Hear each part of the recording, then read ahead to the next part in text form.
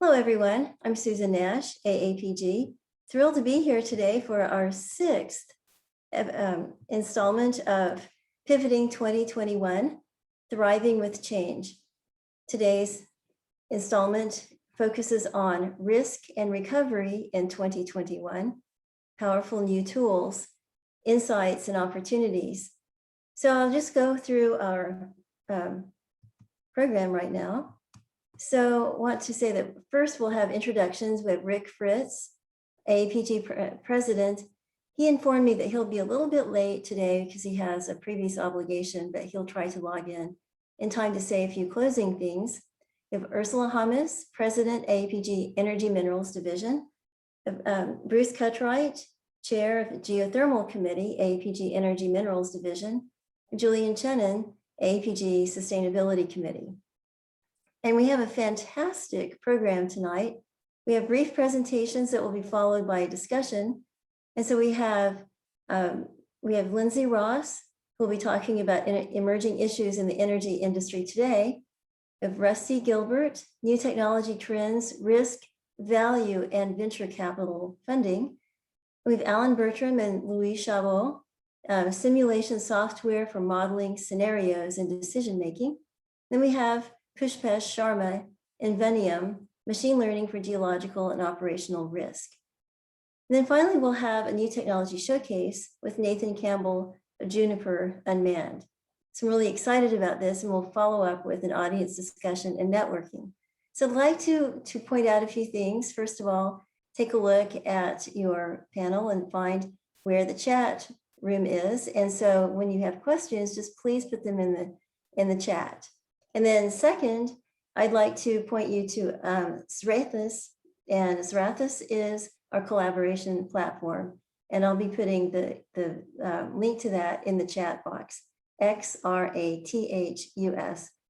And that is being hosted by Rekha Patel. We have extended discussions, and we'll also have challenges. And it's a place where in the future, we're thinking about putting data sets so that we can have actual challenges, giving you practice with real life examples. So anyway, I want to thank you, and I'm going to stop sharing, and I'm going to invite Ursula Hummus to say a few words. So welcome, Ursula. Thanks so much for another amazing pivoting session. The last one I attended, I thought it was very fascinating and just amazing, all the different people giving presentations. So I cannot wait to hear more of the ones that you recruited and that are willing to give the presentation. It's fantastic. So I wanted to say hello. Thank you so much for attending, and wave the flag for Energy Minerals Division, because some of the members here are present and giving talks. Also wanted to point out that the Aapg ACE was moved to September in conjunction with SEG. And please stay tuned. We hope that you can attend, because we are going to have at least 2 panels, one on a little review what we are doing, the other one on energy economics. Stay tuned, it's going to be really good. I don't know if Bruce Cutright is here already. I just wanted to say something very quickly, that he's the chair of our geothermal committee. And please log on to EMD website and check out what kind of committee we have, all of the amazing work our committee members are doing. But one of them is going to be a geothermal workshop in conjunction with the BEG in Austin, UT Austin, and sponsored by EMD for about 1 to 3 days in August. And it will be an in-person meeting. Hopefully by then, everybody that wants to be vaccinated is going to be vaccinated. I really don't want to say not much more. Welcome. Thank you so much for attending. And thank you, Susan, for another great workshop. Oh, you're welcome. Well, thank you. And I just would encourage, we'll have a chance to talk a little bit about the Energy Minerals Division and a little bit more detail. But it's one of the divisions of Aapg, and it's has just a number of exciting events. So I don't see Bruce Cutright. He might come a little bit later. So I'd like to invite Julian Chennan, who's with Aapg Sustainability Committee, to talk a little bit about the work of the Sustainability Committee and your perspectives from that vantage point. Sure. And first off, thank you, Susan, for hosting these wonderful series of talks. And it really is a pleasure to be joined by the other leaders within Aapg, with Ursula, as well as the other divisions. It's really good to see everyone when we're being so distant. The purpose of the Aapg Sustainable Development Committee, really what we do is that we communicate broadly the positive technical, economic, and the social benefits that derive from the petroleum industry, as well as its collective efforts towards sustainable development, right? Usually it seems that a lot of the oil companies are painted with this dirty oil picture, so to say, and we try to break down that image and really reinforce there's a lot being done in the green space, and we're putting a lot forward. In terms of what we're doing, we have a huge theme coming up at ACE, which has now been delayed in September, theme 6, where we have a variety of different key topics such as CCS, life cycle analysis, regulatory compliance, environmental challenges, and so much more. And really, we have an entire afternoon session just dedicated to these key topics. So we're really looking forward to carrying that into the September session. And on top of that, we are also hosting a sustainable development podcast. So my co-chair, Sarah Barnes, and myself, we bring on various geologists and geoscientists from different fields to discuss what sustainable development means to them. One of the most recent ones we did was a sustainable development competition in Latin America, Caribbean region, which Elvira Gomez had co-led alongside with Dr. Garcia. And we interviewed those students on how they presented their research, but also how they're going to implement it. That was one of the catches. They got $2,000 and they need to actually implement them in their communities. So we're really excited to release that soon. And the final thing we have is a WPC, World Petroleum Council, Aapg Future Leaders Panel, where we have various YPs from all over the globe that are going to talk from oil to energy industry. What is the next step forward, and what does the energy company of the future look like? So we have a lot of going on. If you want to get involved, please reach out to myself. Ursula also, she has some fantastic links and resources to get involved and really learn more about the evolving energy landscape. So thank you again, Susan. I really look forward to these fantastic talks today. Oh, thank you. And so I mentioned that Rick Fritz had a previous commitment. He'll be coming in a little bit later. And I do see that Meredith Faber, who is the president of the DPA, is here. So Meredith, would you like to tell us what the DPA is for those of us who don't know, and a little bit about the activities? Sure. Thanks, Susan. I appreciate the invite to this great session. My name is Meredith Faber, and I'm the president of the Division of Professional Affairs. Our role within the organization is we handle the certification of petroleum geologists, petroleum geophysicists, and coal geologists, and we're looking to expand that program to include both subject matter experts as well as further enhancement of our board certification program. These are credentials that show not only our members' technical prowess, but also their good, strong moral compass as deemed by their peers. So it's a peer certification, but we're working on ones that are more exam-based. We also deal a lot in ethics and professionalism. So a good number of our talks, if you've attended at past ACEs or some of the events that we've had in the past, demonstrate the importance of professionalism and ethics, not only in the professional space, but also in the personal space, especially now that we're dealing with a lot of things online. That is even more important than ever. But we will have a wonderful speaker at the upcoming ACE in September. We'll have Billy Williams, who is the Senior Vice President at AGU for Diversity, Inclusion, and Equity. And he will be speaking on the importance of DEI, both in the corporate space as well in the professional society space. So please look forward to that. Oh, that's great. Well, thank you, Meredith. It's so great to have you here. Thank you. So And now also, we- sorry, Susan, I forgot Yes. to shout out Meredith. Dr. Faber is also a fantastic person, and you should all definitely reach out to her. Thank you. Great. So thank you. So why don't we go ahead and start the program? So I'm happy to turn this over to Lindsay Ross and invite you to share your screen. Lindsay's joining us from Australia. Yeah, thanks, Susan. I'm just sharing the screen now for a PowerPoint. Here we go. Okay, some of this I'll have to put into presentation mode, and some of it I can't because I've got a couple of animations to run. But the topic that we've got here really is disruption. We've all endured it over the past 12 months and endured it in various ways. And when it started, it got me thinking in terms of, well, how do we deal with change? Now, I'm a geologist, and I've worked in oil and gas and base metals and gold exploration back and forward for 30 years. And as much as I'd like to attend that meeting you mentioned there before, Julie, but I don't think I qualify as a YP anymore, but I'd still be interested in attending. But because I do think that disruption is key, and it's how we handle it. So I've got a co-author who I've known for about 20 years, worked together in David Beckett.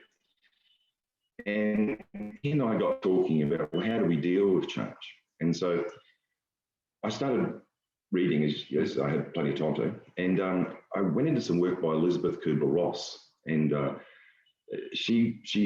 graph we're seeing there on the left-hand side of your screen is how she's described, and it's been subsequently modified, how we deal with, in effect, a grieving process, you know, from the initial shock, and then the denial phase, which is a peak of emotion. And then we roll down and along the curve, back and forward through these very emotional, necessary deconstructions until such point as we can reach a point of experimentation, because we're shifting our perspective from purely emotionally driven, which is absolutely necessary, to more of an out of bargaining, to more of a logical proposition by experimentation of reality. And then we can move through that, and then we can effectively reach productivity and accept the new way of the world and ourselves in it. So I've got a little red line on the bottom of there, which is the bottom of the curve. And I think that not every time we make it through, and sometimes we cut out into what I call a plane of oblivion, okay? And that's terrible, but it happens. So that's the quite threatening way of looking at, fear-based way of looking at change. And then there's another way of looking at it, which is much more positive, which is the Gartner hype cycle. So I'm putting these two curves together because I'm saying, well, in the Gartner, you see this, wow, this is something I really want, you know, and so rather than denial, you go to a peak of inflated expectations. This could be with a product, this could be a new iPhone, this could be anything, and because you want it, right? And then what happens is you move into reality and become somewhat disappointed and move through similar things with the trough of disillusionment. But again, by experimentation of reality, we can achieve productivity in the new paradigm. But once again, the valley or plane of oblivion can occur there. Now that can occur for people, unfortunately. It can occur for products which never make it to market. So these things, they're pathways, they're tools that allow you to not so much to be able to predict in a time frame the future, or really to quantify them, but they allow you to understand where you are and where you will be. And I think you can apply the same thing to corporations, because they're just collections of people. So if we think about these two separate concepts but bring them together, we've done a little animation here. I've got to thank my son. He's a whiz on Blender, and he's teaching me, and we learn how to do it. But what we've put is the Gartner hype cycle and the Kubler-Ross change curve into a 3D animation. And we've got, and I'll just run it as I talk, because I've probably run it a couple of times. And the idea is that we see a plane connecting these. And the green balls, the spheres, are people or concepts that become successful, and they achieve the plane of productivity after rolling around the trough back and forth. Whereas the red spheres are those which have not been able to deal with, to make a real improvement or a real acceptance. and they've reached a plane of oblivion. So in some ways, you could think of that in terms of a psychic event, where a person has now achieved like a mixture of reality and delusion. And you can operate there, you can do it. But I'm showing a blue and a red plane because in this one, I'm doing this in, this is a part of this is a little bit of our talk for September ACE. And we're going to expand into this and how we think oil and gas companies are behaving like this in their denial of the new energy economy. And we've got different pathways. We've done some field tests and we've tried to map where do corporations see themselves as within the new energy economy as either a threat or an opportunity, and how do they respond? Either do they stick in denial or do they make it through? And then we expand the concept into a portfolio analysis, because this is it's three-dimensional, it's animation, but it's a quite flat concept until you start thinking that energy companies have portfolios.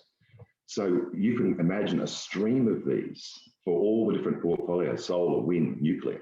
And these are things that companies could experiment with in order to achieve a plateau of productivity in the new paradigm of the energy economy. So I'll leave the animation there, but once again, thanks to my son, Christopher. And next one. Okay, so let's just put in the three again together so you can see how they're relating. So in a practical sense, what does this mean? I'll hurry up because I think it's 4 minutes.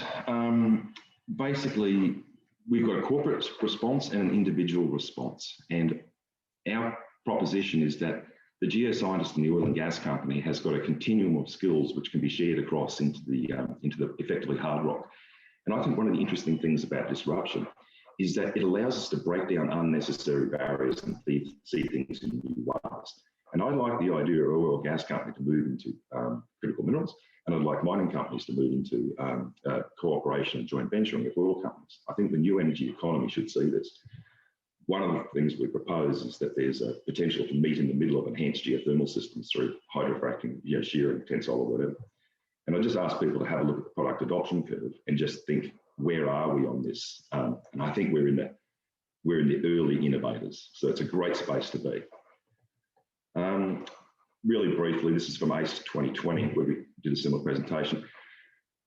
Basically, I'm saying that we've also got to look at different ways of mining. And I think that there's some old ideas that could be reborn into hydraulic production. I think BP had a patent on this in the late 80s, but we know about monitor mining, mining salts using high pressure water and so forth. But an idea that the oil and gas companies, we explore for blind deposits today. We don't drill surface anticlines much. So we're effectively explorers that are used to dealing with outer surface expression. Why should we not consider getting involved in minerals exploration and then new ways of production? Okay, so we'll expand on a lot more on that, as well as the certain workflows that we've applied to how to explore for graphite as a hydrocarbon geologist, how to explore for helium in play-based exploration, lithium, different ways of looking at lithium in old salt basins. So there's me, and there's my colleague, Dave Beckett, and I think that's about covered it, so thank you.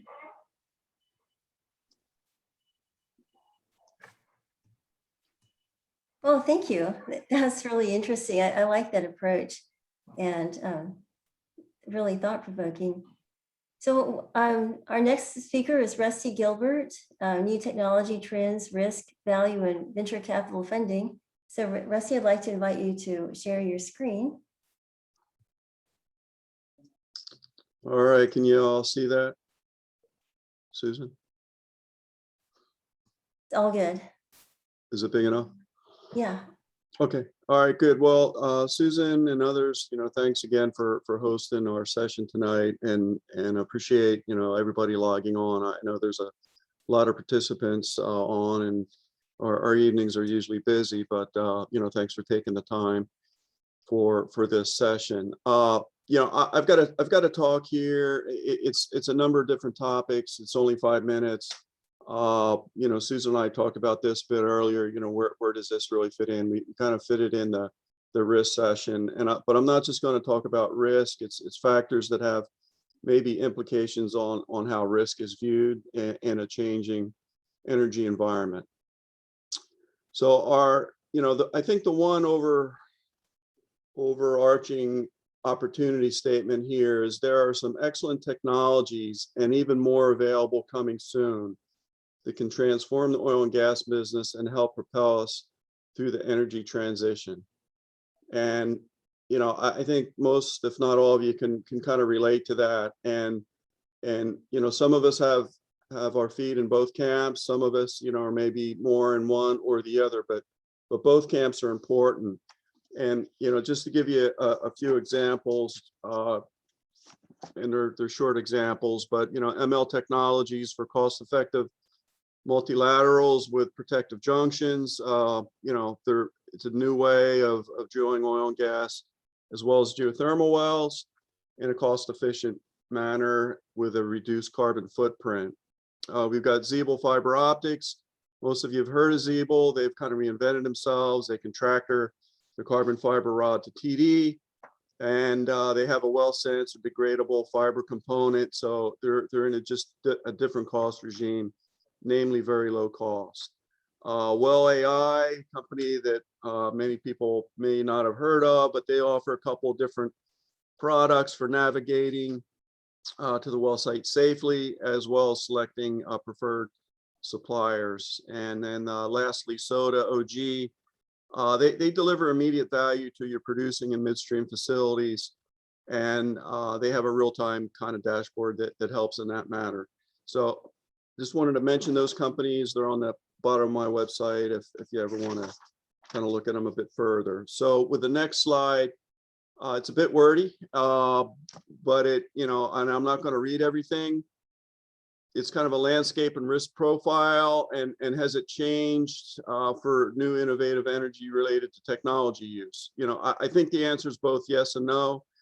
Many subjects are both. You know, there's two camps to just about, you know, every major topic. On the yes side, there's a lot more support and appetite these days for risks associated with technologies having a carbon reduction and ESG theme. And they can, again, either be tied to oil and gas, or they can have, you know, few or no ties to oil and gas. But even in that latter category, you know, you have to remember that EVs are made with, you know, carbon generating machines usually. Batteries have lithium usually. Geothermal and wind have a, you know, manufacturing component associated with either windmills or drilling the wells, etc. So that's where, you know, I think we just can't get away from oil and gas and associated technologies. This is a blend, and we kind of have to work together across these what can be at sometimes boundaries. And the same thing's true for VC funding, right? I don't profound to be, you know, a venture capitalist. I've worked with them in past jobs. I work with them on the outside in my current position. You know, generally speaking, there's a lot more appetite for funding projects that have a carbon reduction or ESG theme. Also, I think there's a lot more clear sight on digital oil and gas solutions and applications. You know, a couple of years ago, we were all kind of wondering, well, you know, what does this all mean? And I think it's a lot clearer, right? The fog is kind of cleared in that space. And then on the no side, the value proposition is always important and needs to be addressed with whatever project or technology you're talking about. And you know, that will always be front and center. And then there's some of the same impediments that are still present for new technology use. Field trials can be difficult. Users sit on the sidelines waiting for others, you know, somebody else to use it first. The funding can be a problem. And then there's, you know, there's a large behavioral component. You know, I just put one bullet on there relative to people are generally not rewarded to try something different, even when it works. But if it works, you know, there's a lot of people that want to try to take credit, right? There's all those human behavior aspects to change. And there's a lot of competition in many different niches, not only in the oil and gas field, but in the renewable energy field. So trying to tie some things up here towards the end, 2 more slides. There's at least 2 swim lanes for innovative energy related technologies. And the, you know, the one listed first is conventional oil and gas, which is, of course, it's more straightforward to determine use cases, assess and implement, estimate near-term value, etc. But it's still not easy. And in some cases, there's not much funding going on in that space right now, which can make it even more difficult. But it's still a little bit more definable than the one below with energy transition technologies. They're a bit more open-ended. Generally, those projects have a higher risk tolerance, longer timeline to completion. Valuations are often high on the companies. Tech development can be less capital efficient, and but you still need a good value proposition and use case. The future business can be harder to define, and you know, oftentimes it might end up in either a boom and transformational case, and or, you know, just a bust and uneconomic. And then I've got you know, one last slide here, observation summary. Technology solutions are alive and well. There's a lot of innovation going on, but so are the challenges and risks. Renewables and any transition technologies are accounting for a lot of attention these days, and that attention is often where the funding is going. Not everybody may be happy with this statement, and it's kind of a broad statement. There are exceptions, but generally the big players are innovating more slowly, but they attract market share because they generally have a larger scope in terms of what they can deal with the workflow, as well as handling, you know, maybe bigger projects or ramping up. The smaller players have an innovative solution, but often they're not. They're innovating over a smaller part of the value chain, and it's not easy to scale. Lastly, it could be beneficial for some of these smaller innovative players to collaborate with each other without jeopardizing IP, of course, or in some cases even partner and or combine. So that's all I had. I don't know if there's time for questions. Susan, you let us know. Sure, I think we have time for a question or two. And we'll definitely have time at the end, so people can gather together their questions, put them in the chat also. Okay, yeah. I kind of lost chat when I went to screen share, but maybe you can just call out one.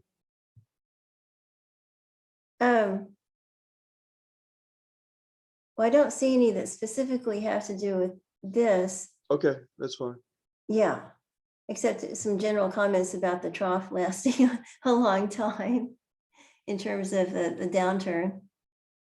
It's interesting set of circumstances in this case. But at any rate, we'll have some synthesizing questions at the end where we bring everything together. Yeah, Lindsay's talk was very interesting. I was trying to determine where I fit into those curves, including that denial part, right? With looking for data that might not be true. But anyhow, I'll leave it there. Patrick has a question. Oh, yes. Okay. If we relate new tech to the hydraulic fracking for minerals, does it go into a new category, or is it conventional? Well, it's like a lot of these technologies. They apply to both camps, and the same thing can be true for geothermal, right? We're drilling wells for geothermal. We're drilling wells maybe for minerals. We're fracking for oil and gas. Sometimes we frack for geothermal. We can frack for minerals. So, you know, we always start out, you know, as humans, kind of compartmentalizing things because that's just how we like to organize our thoughts. But I think the real benefit oftentimes is applying a technology in one of the compartments that we, you know, formulate for ourselves and use that in another space. And in some cases, right, there's advances in the medical field that they kind of move across to even the energy field. So I think we just shouldn't look at the energy field. We also have to look at innovation outside the energy field and see what can maybe be applied to some of the technology applications for energy. I don't know if that answers your question adequately, but. I like that answer. Okay. Maybe I'm sure Patrick does too. Well, that's great. Well, why don't we go on to our next presentation, and at the end we'll have some synthesizing discussion and questions. So our next presenter is Alan Bertram, and he's joined by Louis Chabot and their Southwest Energy Frontiers, and they're in Canada. So I'd like to invite them to share their screen. Hello. I'm just sharing the screen now. Okay. I have the backup in case there are issues. Okay, good. Hello, this is Alan Bertram of Enterprise Simulations. Thank you very much for the opportunity to make this presentation on risk and recovery, new tools and insights, and specifically focusing on business strategy simulations. I'd take this opportunity to introduce my colleague, Louis Chabot, who's been working with me on this project in different ways. Hey, Louis. Yeah, good evening all. My name is Louis Chabot. And so I'm just going to start the presentation, but kind of set the stage. This the strategy simulations are for startups or for businesses, educators, boards and advisors. But I'm going to be making this presentation as if everybody here is a startup and a scale up and a G&G space, and that's the perspective I'm taking it from. I think also to set the context, what have we learned about strategy from 2020 and 2021? And I think what we've learned is, given all the uncertainty and changes that have happened, is that efficiency is good, but it's not enough. We need efficiency plus resiliency. I think a lot of us agree with that. The need for transformational thinking, the power of data analytics, and finally, the rise of scenario planning. Now, when I'm thinking of scenario planning, that's kind of where I bring in the simulations. Simulations, allowing us to run different scenarios, accelerate learning. Here we have scale-up simulation, and we can run it online. You can see, obviously everything has to be online these days, and we can also run it in a boardroom situation with your team. So so here we are. You're a startup in the geology geophysics space, and you're looking at huge amount of uncertainty going forward. And what's the solution for that? One thing we can do is you can use modern strategy tools to help guide that journey and reduce some of the risk and make better decisions. Because strategy has changed. It really has changed a lot because the business environment has changed. It's more dynamic. It's more transient. As we know, there's a lot of uncertainty. So modern strategy tools, visual tools for active participation. You can see all the colors here. These are meant for collaboration and if you will, gamification. And you can see the scale-up simulation is on the top here. It's set up for 4 players, and usually you have a CEO and a CFO on each team. But really, the simulation is really just a combination of individual tools that combine and work together in a dynamic way to simulate the experience of scaling up your company, which is a complicated process. And it's difficult to do, so there's a lot, it's nice if you can simulate the experience. And so here's some different tools. You can see investor map, funding rounds. There are many tools, and there's more than what's here, but they all work with the simulation. And we're going to go through 3 of them really quickly. Here's the cap table tool. Better bring your calculator because we're going to do some cap table calculations. First thing, with the simulations, we get used to looking at a lot of deals. So here's a business angel, for example, 200,000, 1 million pre, wonder what that means. So we learned that, and accelerator, Y Combinator. There's another offer in the table. So if you choose to take some of these deals, and you'll look at lots of them, then you have your first round, and we'll learn how to calculate how much equity is your investor receiving. If you do another deal, then what does that mean for your equity? What does that mean for the equity of the new? How does that affect your previous investors? So decisions affect the future. And so this is the cap table. And if you're going to be doing different rounds, various rounds, you're going to be scoping out a lot of investors, perhaps 100.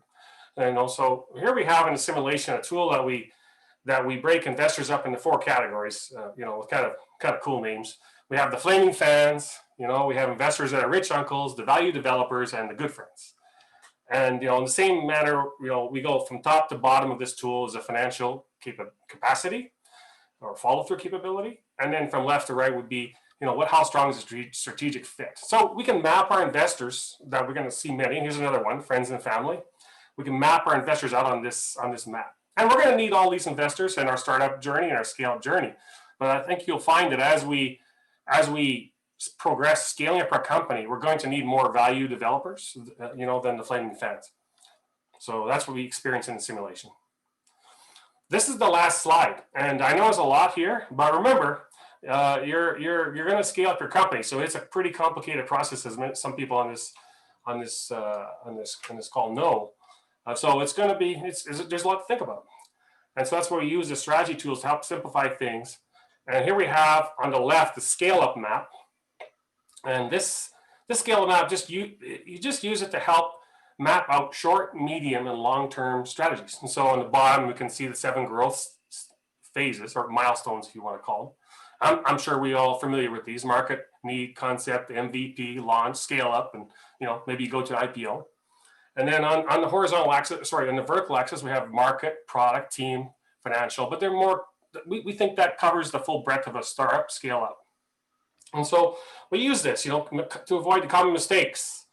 Burning capital too fast, moving too slowly, not planning for the unexpected. We can use this map to align your board, your investors. If you need a certain board member on your board, maybe you could start developing those relationships sooner. And on the right, we have the long-term funding roadmap, and it kind of follows the same pattern. And you can on the bottom with the growth phases. But then on the left, on the vertical axis, we have where all your capital sources are. And it starts from the top, which is revenue, which is the best source of funding.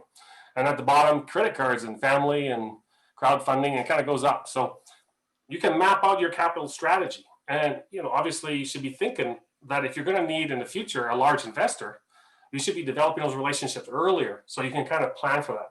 One thing I forgot to mention, so I have like a red star on here. That's like where you are. So you can always, wherever your stage is in the scale up or your startup, you can map out the future, which is uncertain and changing. So that's the last slide, and the last 2 tools I was going to show you of how you can use the simulation and strategy tools to deal with uncertainty and risk. And one last comment: have you ever been asked, like I have, in a presentation, in a pitch, what is your exit strategy? I've got a canvas that helps you develop that exit strategy, and maybe you can have a better answer than I did. But let me know, and I can send you that one. But so, Alan, maybe I want to add a few things here. Sure. Personally, being a geoscientist with many years of senior roles and experience, this industry is full of risk. I mean, it's full of risk for your career. It's full of risk for actually making choices into renewables or decarbonization or even strategic minerals. So there's a lot of risk out there. And maybe the option for all of us as geoscientists is start your own company. Maybe it is a real option, but even starting your own company can have lots of challenges associated with it. So this tool here can be used either individually, like cap tables or basic growth strategy, or can be used as a whole. And I think the idea behind is to basically equip, and by the way, all geoscientists are very visual. We're very visual. Yeah. So this tool is pretty cool because it really enables a very visual way of capturing things. We're looking at patterns, we're looking at trends, we're looking at observations. I think what's really cool is that you're not just pulling calculator like a bunch of engineers, just computing numbers and, look at a spreadsheet. Sorry, Alan, but at the end of the day, it's just, if you're more from a geoscientist fiber, you'll like the visual piece. So I think that's what the driving help force as a fellow geoscientist, that really kind of helps you understand that's rather complicated place, but also at the end of the day enables you to navigate through it, reduce your professional risk, your business risk, and even basically your systemic risk as you pursue your different opportunities. Anyway, thank you. Yeah, that makes a lot of sense, Louis. Yep. And oh, this is just great. And okay, this brings to mind a few things, and I'm just going to jump in there, and I hope it doesn't disconcert anybody. But I felt that Aapg, we have our UPitch program, but I've always felt that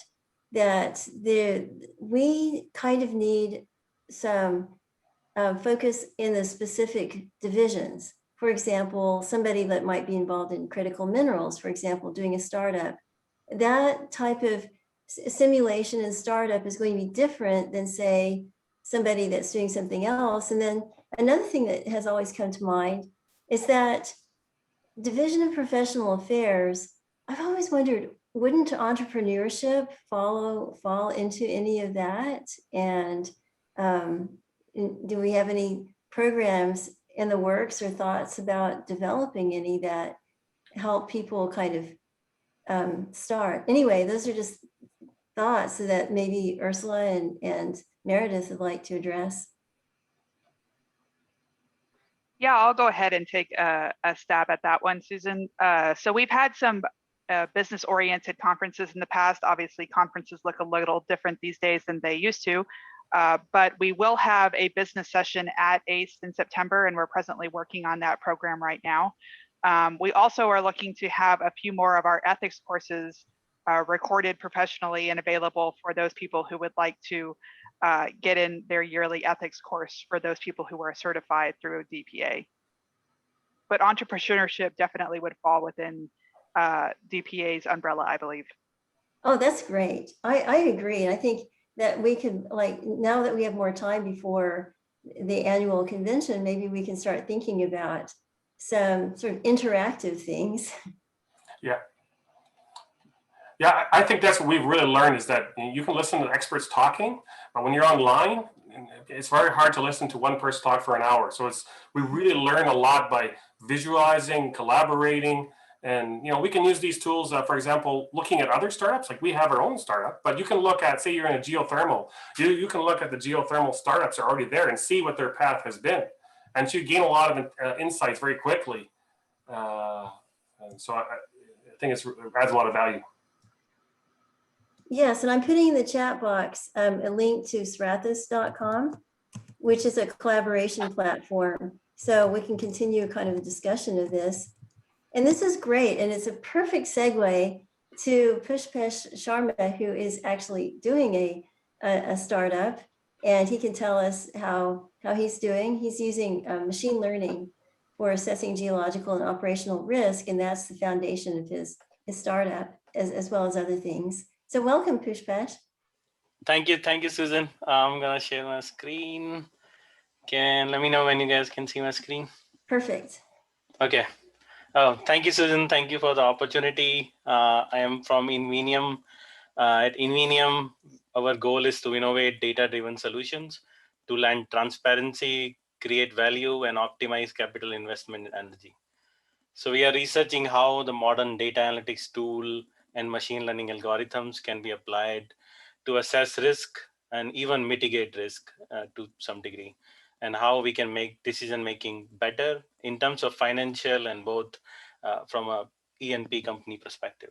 So the next slide is just we call our tool is Invenium Dynamic Economic Asset IDEA. And we have different segments. We focus on upstream company insight, where you can analyze a different company based on their existing asset and based on their financial performance of history and in future forecast.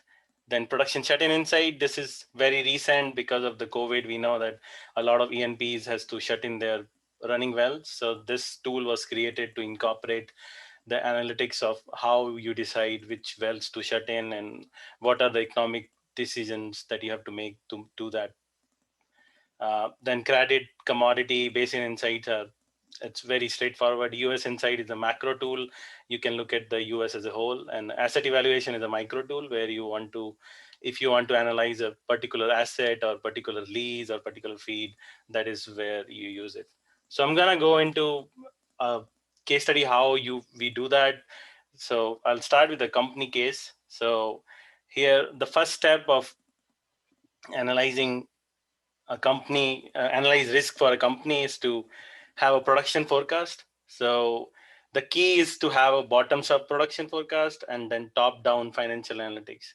So when you combine bottoms-up production analytics with the top-down financial analytics, then you get a proper forecast for a company's performance. So here we are forecasting well production on a bottoms-up. And when I say bottoms-up, I mean well by well basis. And for financial, we are going top down. So we start from a CapEx and how much is the CapEx available for a company. And then based on that, how much they can drill in future. So we combine that and then we come up with a production forecast. Once you have the production forecast, the next step is to stress test your numbers and see how it will behave in different oil price scenarios. So we have PDP at the top, and what is their current evaluation of their PDP. This is the remaining reserves of the PDP. So in a low, high, and base case scenarios, you can expect to get this much value out of it. And then for PUDs will be the future wells. And then we provide you a way to vary the oil and gas prices. And then that gives you a way to analyze in different oil and gas price scenarios, how's your risk looks like. The next step is once you analyze risk, if you're analyzing a particular company, you want to see where their actual activity is and whether they are following the path that you think is the best. So here we are showing that the cross in the white is the rig location for a particular company. So here we are showcasing that the heat map is for NPV. So whether the companies are drilling in a particular NPV sweet spot or not. So this was a case study done for Concho. So you can see Concho over time, the well NPVs are increasing and they're doing very good in terms of their well NPVs. And even for future locations, they are on point. They have presence in the hotspot, NPV hotspot. So that says a lot about a company and their future. In the next slide, so here we are analyzing.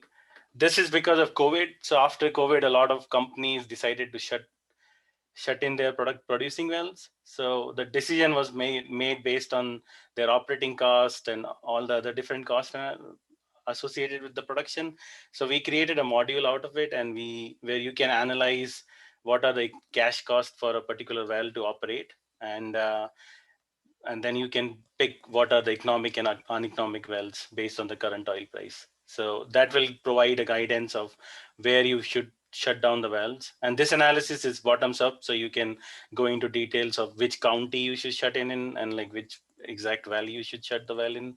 The unique part about this analysis was that we incorporated the age of the well and water production, water disposal cost as part of the capital, the operating cost. So it brings the sustainability into picture too. So if somebody is dealing with their water disposal in a sustainable way, then they'll have a more economic resources. So that brings us like a holistic picture of a company that we connect later on to a economic to a sustainability grading for a particular company.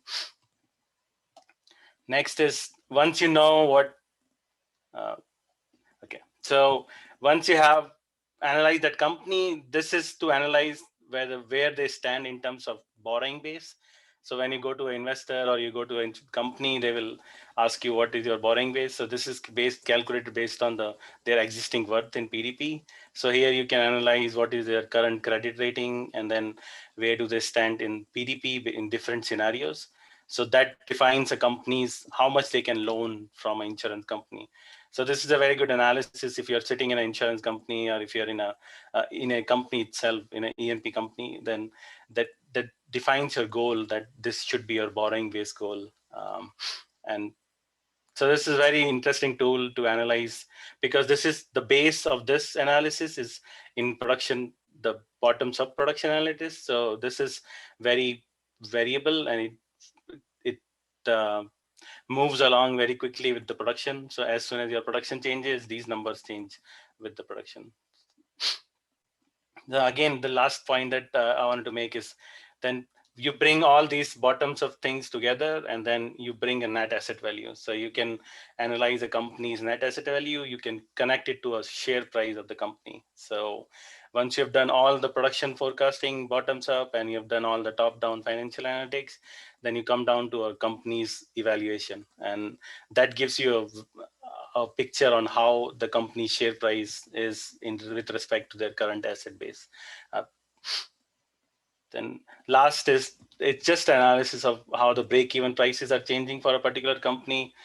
This is again, I think, Concho, where you can see how the distribution of break-even prices are changing over time. And then here, just based on break-even price versus how much number of wells for a particular company. And it just provides a different picture on whether a company is improving over time or whether their methodology or their geological evaluations are depreciating over time. So that's it for us. Thank you. Thank you. Wow, that last slide, Concho didn't look so great in 2020. No, I think it was the beginning of 2020, so the number of wells were low. So that's why. I mean, I think that applied to everyone. Yeah. Anyway, kind of like reinforces this. You know, I think, let me see if there are any questions in the chat. This is really interesting. And I know that we have like Michael Campbell's in the audience, and he does a lot of things with AMD, but every year he does an industry report, and I'm reminded of his work. Michael, do you have any thoughts or comments? Well, it's sort of out of place relative to this evaluation, but it still is based on the use of gas and where the gas goes and what we do with oil and gas in general and coal. And I think risking is going to have to start looking at how is oil and gas going to be best used for society. I have to say, over this Texas freeze that we experienced here in Houston area, I got a renewed respect for natural gas because our family house here is a very large fireplace, and we burned the dickens out of that. And if we didn't have the natural gas, we'd be in some trouble, because it got below 10 degrees Fahrenheit out here in western Houston. So the point I was trying to make in a little question to get everybody thinking is, sooner or later, the only what appears to be the only real use is in petrochemicals.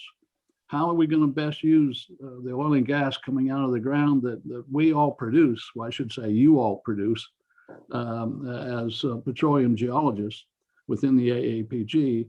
And how are we going to maximize that and still keep a exploration going around the world? Or is it actually a dead horse and we just don't realize it yet? Those are compelling questions. Yeah, Susan, I wanted to answer that. Like, I've seen a renewed interest, Michael, in terms of crude to chemical refineries.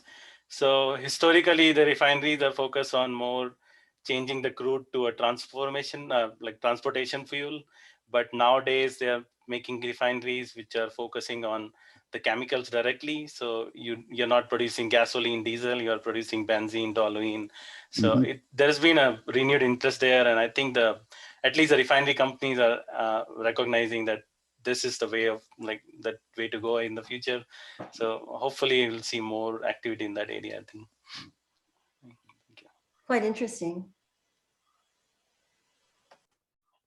Well, that's great. Well, we are right on time for our technology showcase. We'll have our quick new technology showcase, and then we'll move into our overall discussion. So I'm happy to introduce Nathan Campbell of Juniper Unmanned, and it ties in nicely with our other topics having to do with basically better environment and finding different applications. So welcome.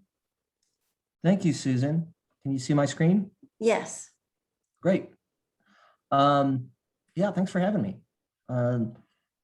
So I work with a company called Juniper Unmanned and based out of the Denver area, Colorado. And we had a hit with COVID just like everybody else, but we're starting to really pick up quite a bit again. And, I'm trying to think about ways that, this can apply to the conversations today, but I'll just go through it. And my specialty is in magnetics, so I'm going to stick with kind of what I know. But let's just get to it here. In our fleet, one of my favorite drones, the Matrice 600 Pro, we use all the time with multiple payloads, different sensor configurations. Another drone that we use is the Wingtra. This is a vertical takeoff and landing, so it'll take off vertically like it is in the picture.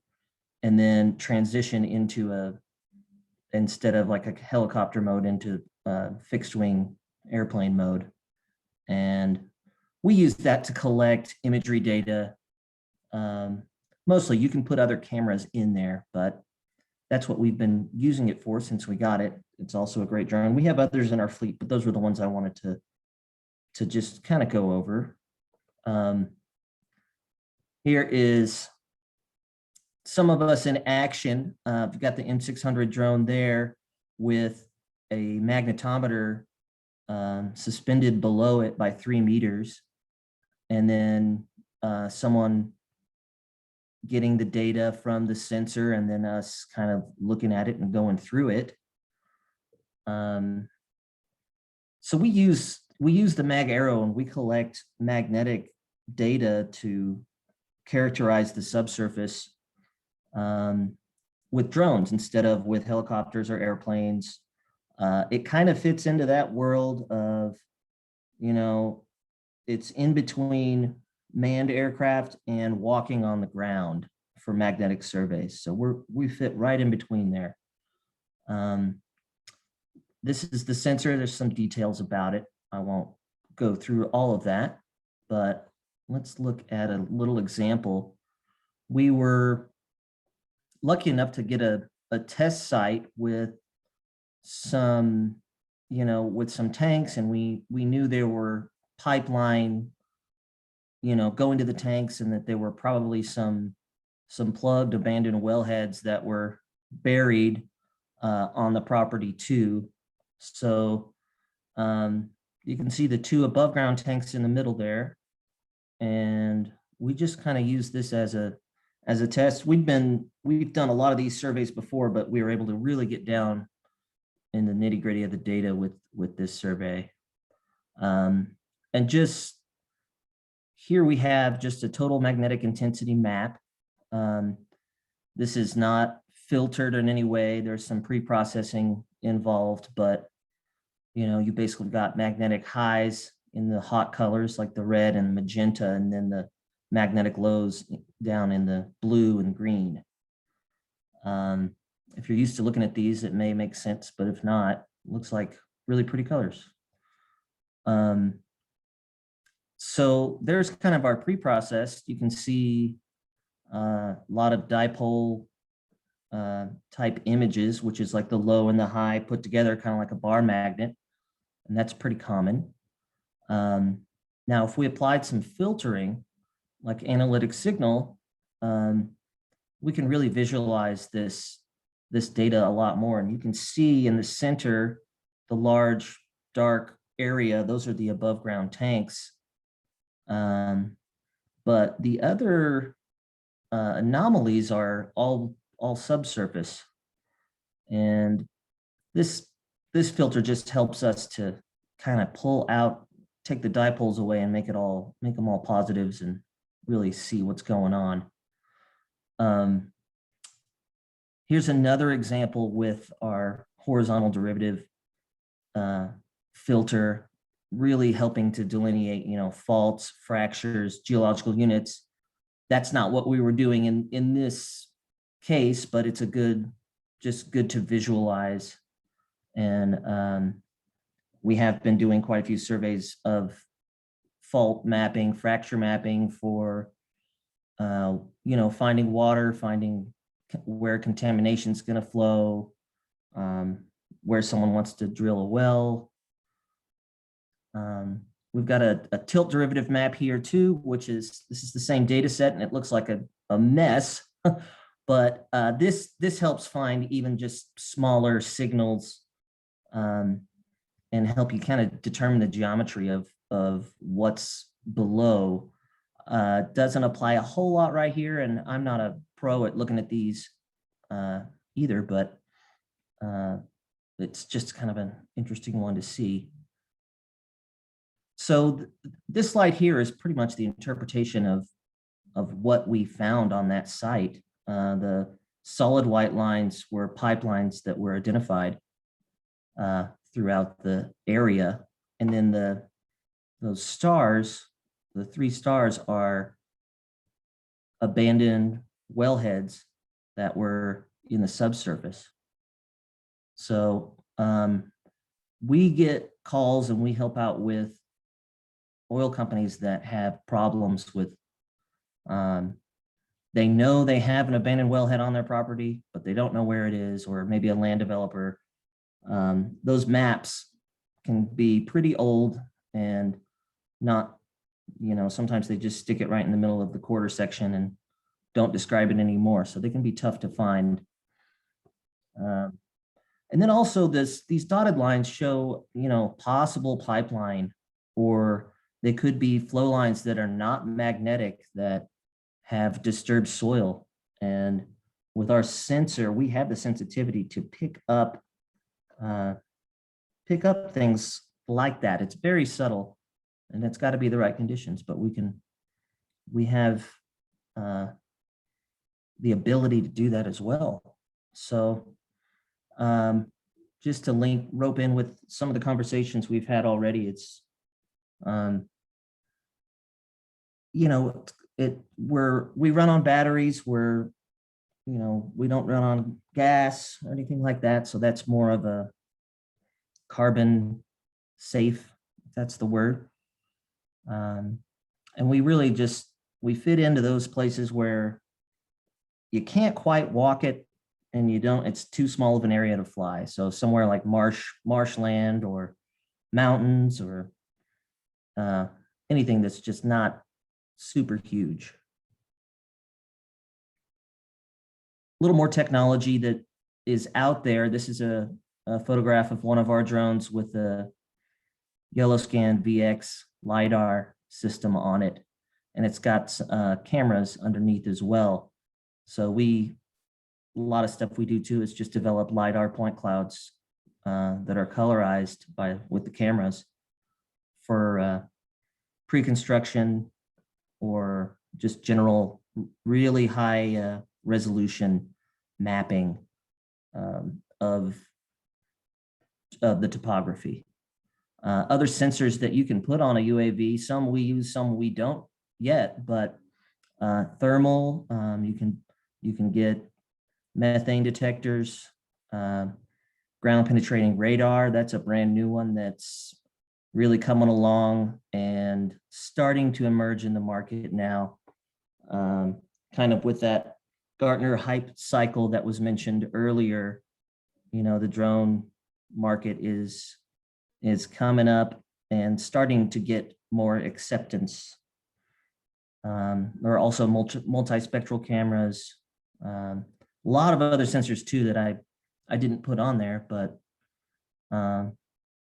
yeah, I just wanted to kind of share with everyone our technology. And I know a lot of bigger oil companies are getting UAV programs going, and that's great. It's always great to see. So I'll open it up to questions if there are any. Estimated cost for a day. Well,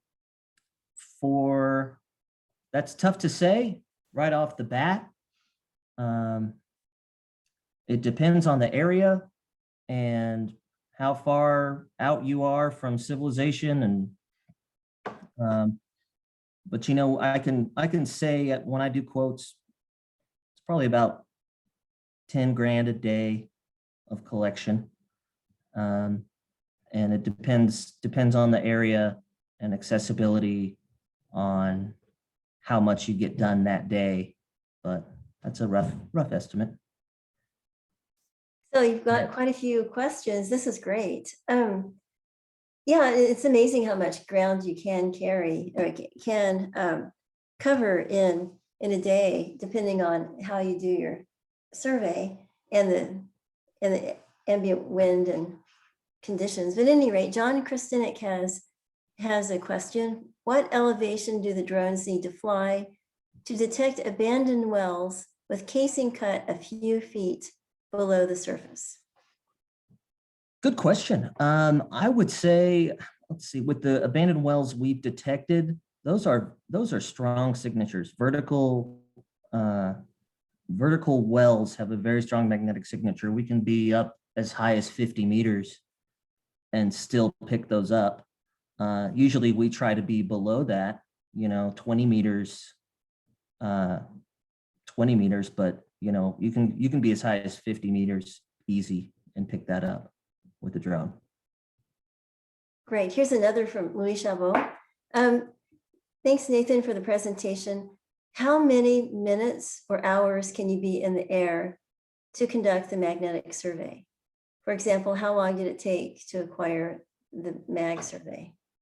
Okay, yeah. So that survey that I showed you, it took not a full day, maybe half to 3/4 of a day. Each flight, we can be up in the air, and depending on which batteries we've got, we can be up in the air anywhere from 12 to 17 minutes per flight. And then we just have a whole bunch of batteries on hand, and we're always charging. So we just swap them out and then take off on the next flight. That's great. Meredith Faber has a comment. What a cool technique, especially for I seem to have inadvertently misplaced my abandoned well infrastructure crowd. Yeah, there is that crowd out there. So Rusty Gilbert says, cool technology and useful. What is the estimated cost per day? Okay, so you covered that. Patrick Ing says, what is multi-spectral, I guess, as opposed to hyperspectral? Multi-spectral is just a different set of frequencies. I am not a pro at that. I don't think I could go into that too far without double checking my work. So I will not make a liar out of myself, but it's a camera basically on the drone where you can pick up different frequencies beyond the visual spectrum. So which cameras do you use? Do you use FLIR for your IR? We have used FLIR for our thermal, yes. But we've stuck mostly with LiDAR and photogrammetry and magnetics. That makes sense. For the most part, yeah. But we've got some thermal pros in our staff, so yeah. That's good. Okay, so Dan Taranik, who's also coincidentally does a lot of exploration mapping for using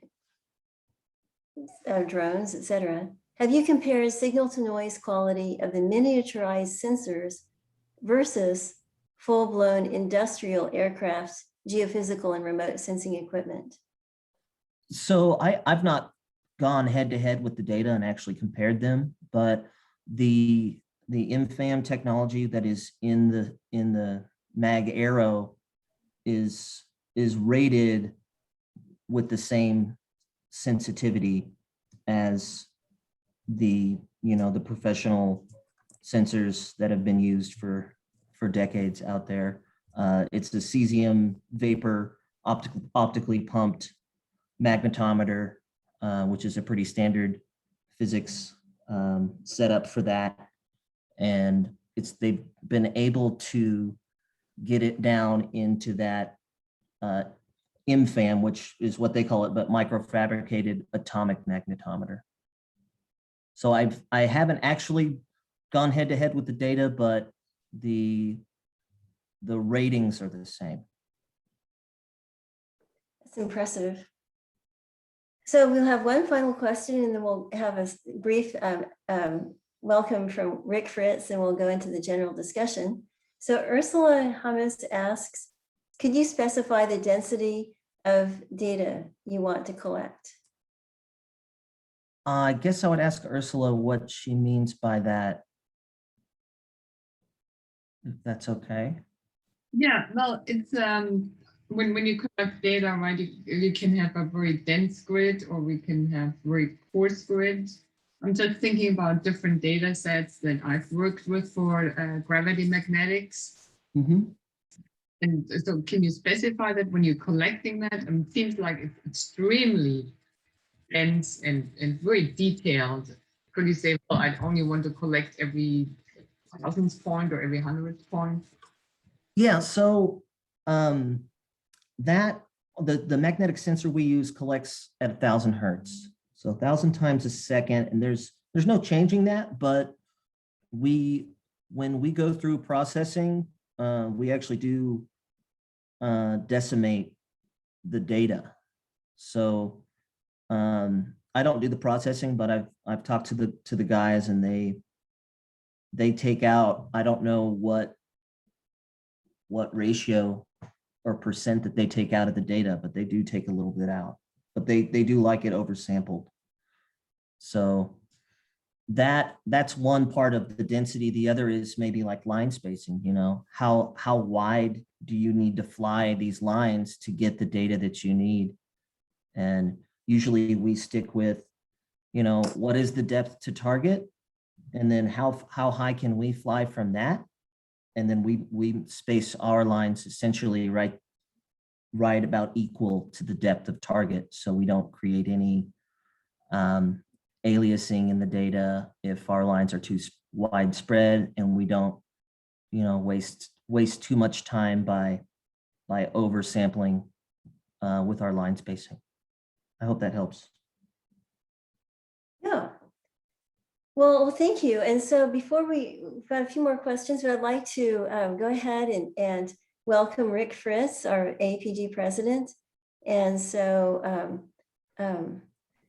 Rick, if you'd like to say a few words, and then we'll go through to general discussion. Sure, no problem.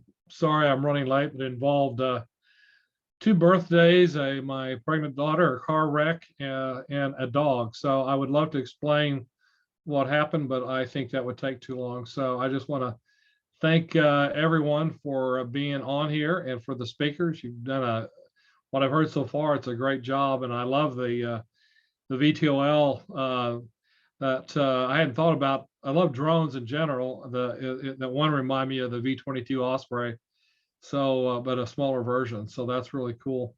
But again, I just want to thank everyone for attending. I want to thank Susan especially for putting this together. She's just really brilliant at working these pivots out. And so anyway, thanks a lot, y'all. Well, thank you for the nice words. So so I want to just remind everyone of the people that we had who spoke today. We had Lindsay Ross, who talked about emerging energy issues in the energy industry, and a very interesting perspective. I'd like to point out that he does a lot in critical minerals, so might have some questions that relate to that.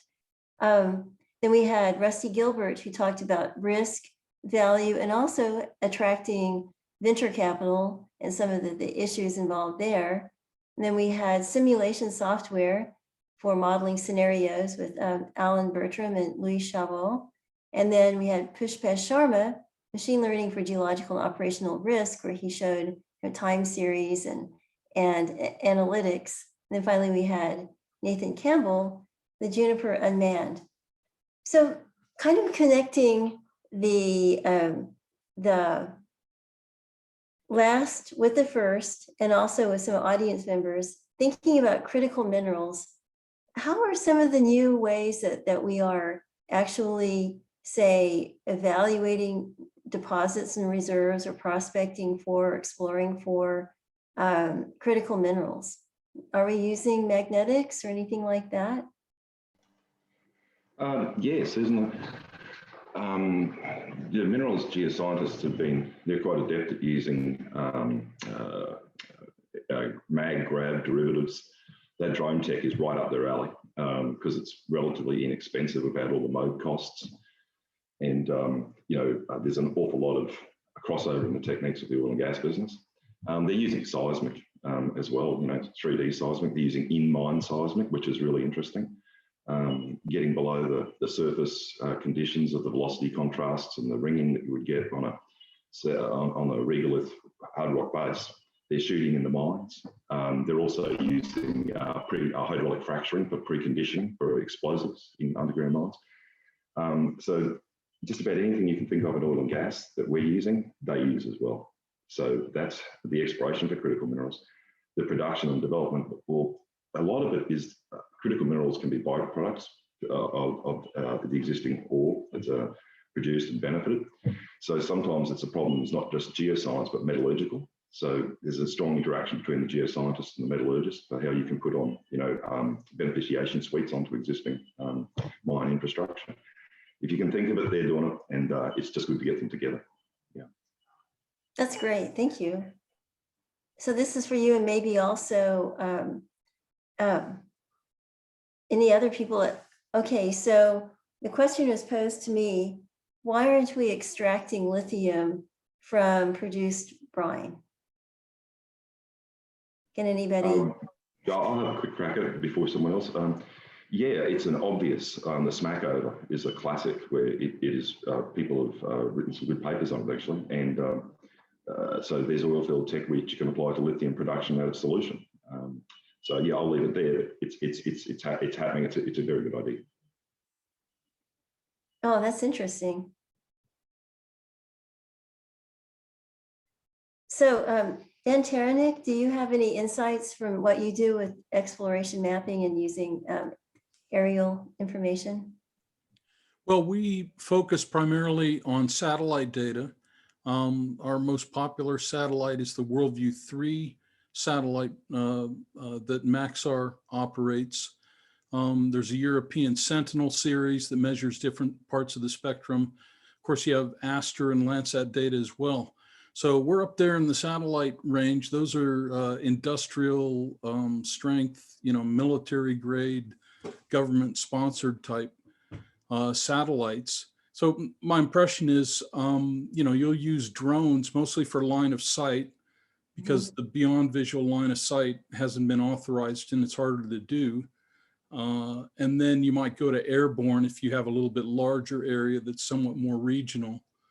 But the magic about satellites is that we're over the same point on the Earth on average once every 5 days. So there's no mobilization, there's no import or pilot or technician import, export, permitting, insurance, that kind of thing. Anyhow, I'm biased. We're a satellite data handler. So that kind of leads to Teresa Danovich had a great question about, can you use like Juniper Unmanned for urban settings for missing wells and not sure where the pipelines are. And Nathan pointed out that urban settings are tough because there's so much cultural noise. And then I think also there's FAA guidelines that make it also difficult to fly in urban settings. But Dan, would satellites be adequate for this, or is it not possible? For airborne, for geophysics, no. There are a couple of geophysical satellites that measure gravity and magnetics, but it's very broad brush stuff, very early R&D. It's basically, you have to be close to that signal, close to the ground. Think of airborne EM, airborne mag as kind of a flying metal detector. You can't be 500 kilometers in space, but you can measure the optical reflectance in visible, near infrared, shortwave infrared, and thermal from space. That travels perfectly well at super high resolution, 500 kilometers up. But the electromagnetic signals, it's an inverse distance square thing. So you either need a drone or an aircraft. Okay, there's another question in the chat, but I've suddenly scrolled too far. Okay, Julian mentions, speaking of FAA guidelines, is it difficult to get permitting for these drones and satellite projects, or is this pretty negligible and easy to obtain? That's a good question. I could help answer some of that for the drones at least. Okay. A lot of those permits are difficult.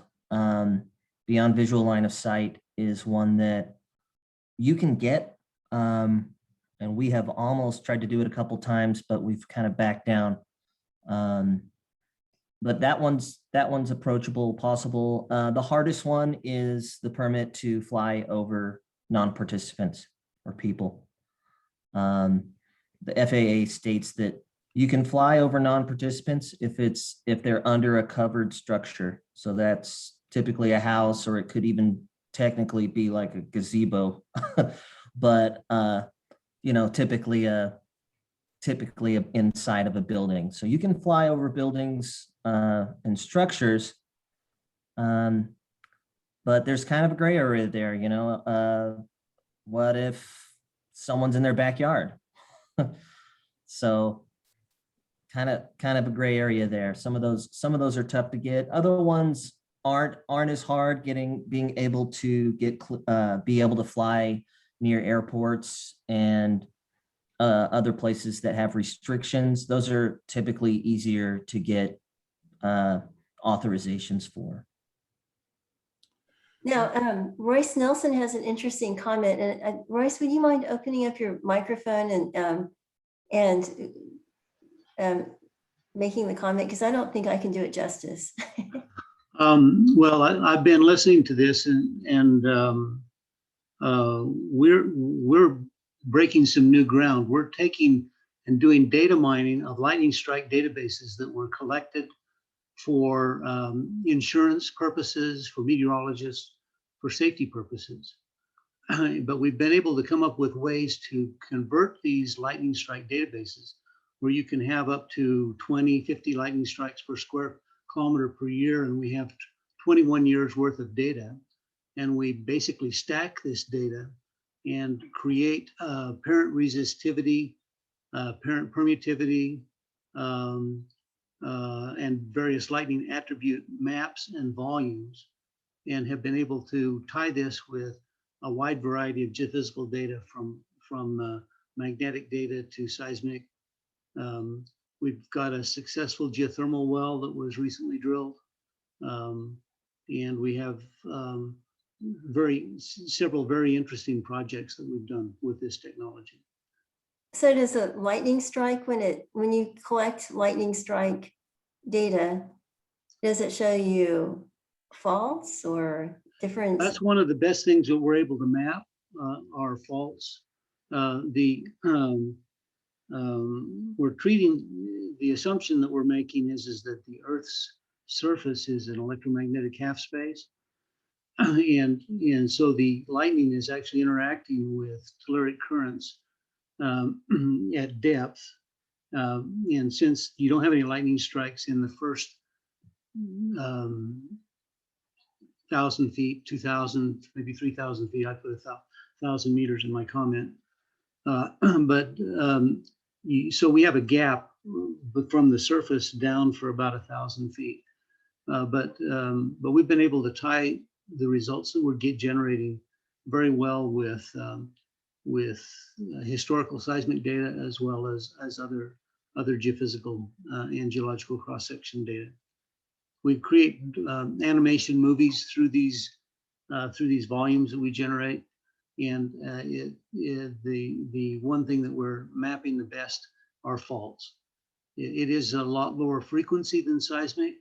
It's more of a potential field type of database, but it is, I find it fascinating. Wow. Yeah, I like that. Well, okay, so that kind of brings me to the thought of essentially what Rusty was talking about, and also Alan and Louis. So in starting up any of these types of startups or evaluating risk in a like extremely changeable world, Rusty, how do you deal with quick change and fluctuating needs, and then the emergence of like a wild new technology like lightning strike measurement? Yeah, it's fairly open-ended question, right? So I'm not sure if I can address it correctly, but with lightning strikes, right? I never thought too much about it before. If there's something to it relative to that, it's telling us, giving us an indicator of resistivity measurements or whatever. I mean, like most people, I think we just need to look at and understand the data to assess what the data is telling us in case there's something there that can be useful. There's a lot of new technology that is useful, but there's just as much of it that's not useful. So it's ultimately got to have a use, for somebody. It helps if there's a dollar value associated with it. Sometimes it can be a human value and not a dollar value, but there has to be some value case associated with it too. I don't know if that helps, but Yeah, and so basically we have to figure out what the need is, what problem it solves. yes, And so and how it can be used. So Alan, how would you go about, say, for a company having that, how would they use your program or your software? Well, I think one thing that companies need to do is start thinking about things as scenarios, because and I'm speaking, as a technical person working for various companies over time, maybe many people can relate. Sometimes management, for example, has like one criteria: any project that has an F&D cost of this, we will do. But I think a very deterministic answer. I think as engineers and geologists and geophysicists, we understand probabilistics. I don't think that's normally how people think. It's not that easy, but I think at least in thinking of scenarios, like there's 10% this can happen, 20% this can happen, 40%. That's the way to kind of think about things. And again, I think most people on this call probably understand already, but I think that's the way we should approach it. Scenarios, different scenarios, and it makes a lot of sense. Yeah. Yeah, I may want to add is that among the tools that are there, you have to realize when you're investing in a company, you invest essentially in your core operation, core capabilities. But I think many of the growth company also invest money in exploration, or exploring in terms of different markets, different technologies, and even sometimes invest into kind of the far out ideas. And I think that's how you basically maintain the business growth. That's how you maintain the business, I would say, the business stability.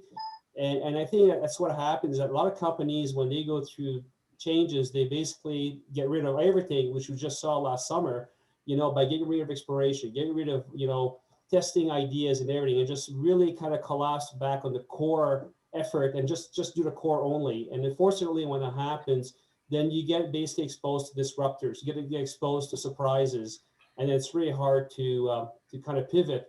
So the idea here, and I think Alan has many of those tools, it makes it a bit visible, and those tools are visible, they're visual. It kind of make you think about, hey, yeah, I definitely have to focus on the core effort, core competency of the company, but also have to maintain a presence in exploring, and even a presence in terms of testing new ideas and everything. And if you're really curious, if you're really kind of open-minded, you have a portfolio and you're able to be in that space, then usually you're a little more nimble to react to those kinds of spaces. I think I like that, Louis. That's the core growth explore concept. I think that companies, and this is not less about startups, but mature companies, to be resilient. They have a core business. I don't think this concept is a well-known concept. And in terms of the explorer, Louis, you mentioned like testing. If we're going to have new ideas, we need to have a portfolio of ideas. We can't expect to have $100 million idea from testing 2 concepts. Have a portfolio of 20 or 30 ideas. They don't have to cost a lot to test these different things necessarily, but a portfolio of bets that you're making on the explore side. Have some growth businesses that are just based on your competencies, and then have your core, which is your solid. And yeah, that will allow us to deal with uncertainty for bigger operations, or even startups, for example. That's a really good, wow, it's a really nice statement, and coincides with our time being more or less up. So I want to thank our participants, the presenters, and I'd also like to thank our leadership. I'd like to thank Ursula Hummus, President of Energy Minerals, and Bruce Cutright, he couldn't make it, but Geothermal Committee, Julian Chennan, Sustainability Committee. And I'd like to turn the camera over to Rick Fritz for a few final words.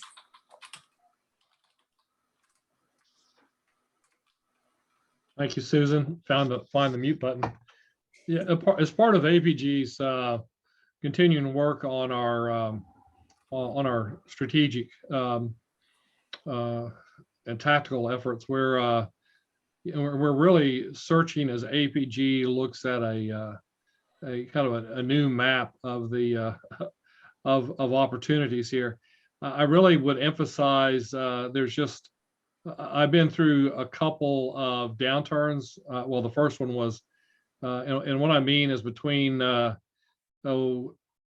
between 58 and 72. That's when I went to school in 72.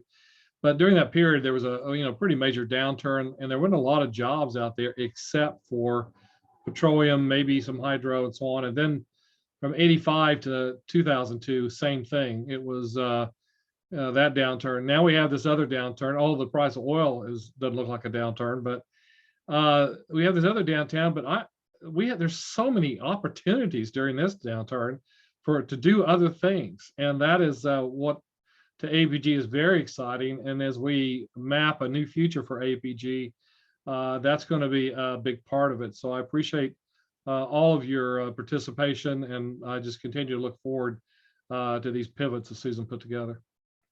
Well, thank you. And I also wanted to mention thank you to Meredith Faber too. She was able to join us after the program was put together, so that's wonderful. And thank you everyone again. So just to remind you, you will be getting an email from me with a link to the recording. You may share that link with anybody you'd like, and I'm eager to hear your thoughts and ideas for future ones. You'll be we have I'll also put a link to the Aapg page that has the schedule, so you'll be able to plan ahead and enjoy our future events. So thank you, everyone, and have a very nice evening. Adios. Thank you. Bye, Susan. Thank you. Thank you, Susan. Thank you, everyone. Thank you. Thank you, everyone. Take care. Stay safe. Thank you.